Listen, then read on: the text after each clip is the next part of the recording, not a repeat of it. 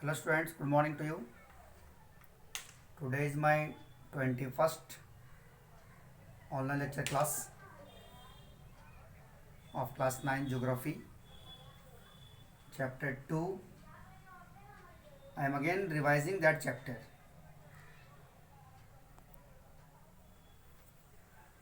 In the earlier class I told you about the landforms of our country, different landforms, how they formed and the movements of the plates.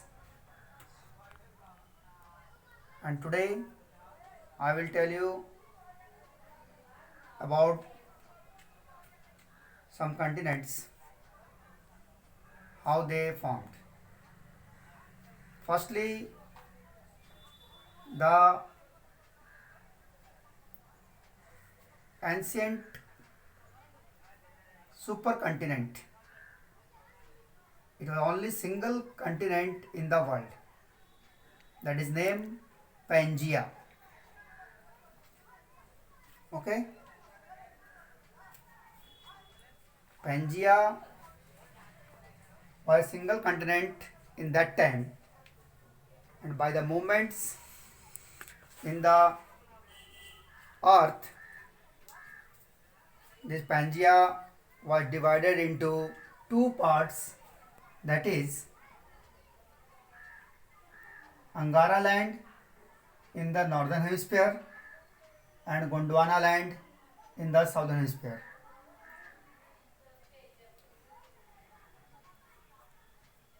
And the Gondwana land, which is the oldest landmass of India,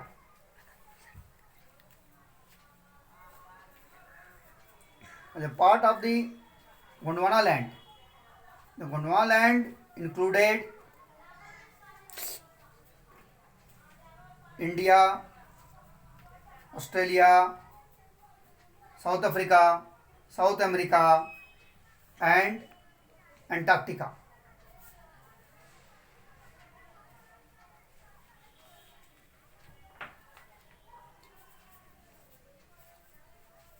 As one single landmass. The Gondwana land, it is split into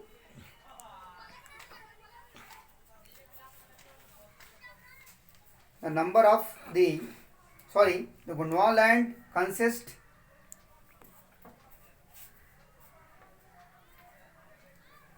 into a number of passes that lead to the drifting of the Indo-Australian plates. After being separated from the Gondwana land towards the north, the northward drift resulted in the collision of the plate with much larger Eurasian plate. Due to this collision, the sedimentary rock which were accumulated in the geocycline known as Tethys, and Tethys, it was also the part of the Indian Ocean.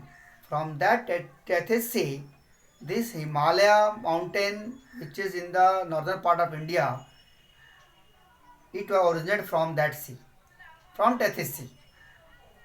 कहने का मतलब है जब Tethys sea में movement हुए तो plates के उथल पुथल से नीचे की ओर खाई बन गई समुद्र के अंदर।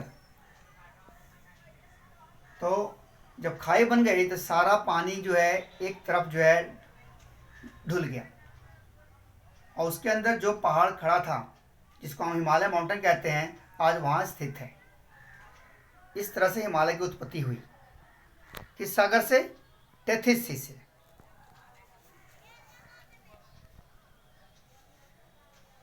And the subsidence of the Himalayas. The Himalaya uplift at of the Tethys Sea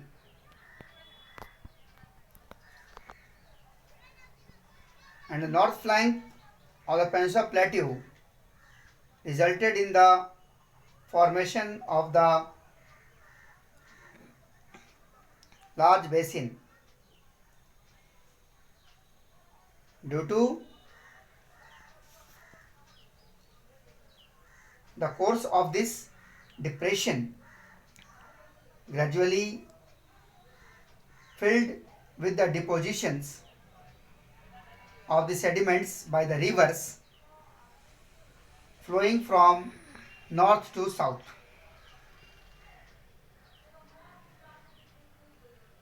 And the Peninsula Plateau in the south. A flat extension alluvial deposits led to the formation of the northern plains of India. The land of India display a great physical variation. Geologically, the Peninsula Plateau consists one of the ancient landmass on the earth surface. It was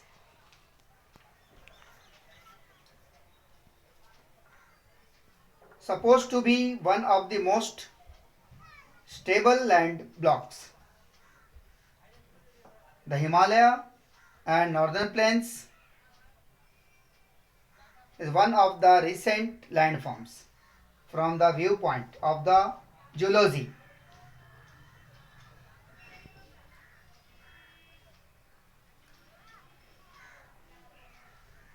And this northern plain and Himalaya, these are the unstable zone, because by the many disturbances it decreases or increases by erosion or by the deposition.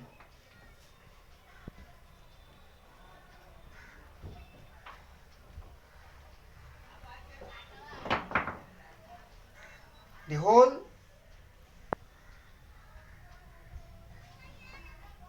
present the grateful topography of the high peak, deep valley and the fast flowing rivers.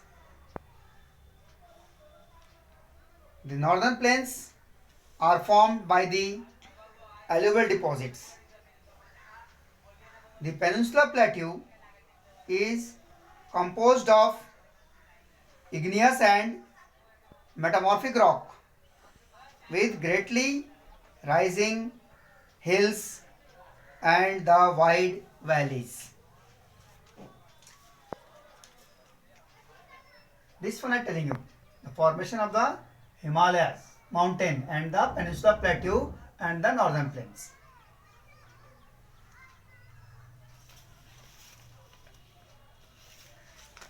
Now next in the class I will tell you or revise again the major physiographic divisions of India.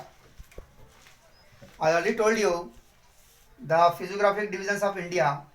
There are 6 are of the following physical features, that is the Himalaya mountain, the northern plains, Peninsula Plateau, Indian desert, coastal plains and the islands.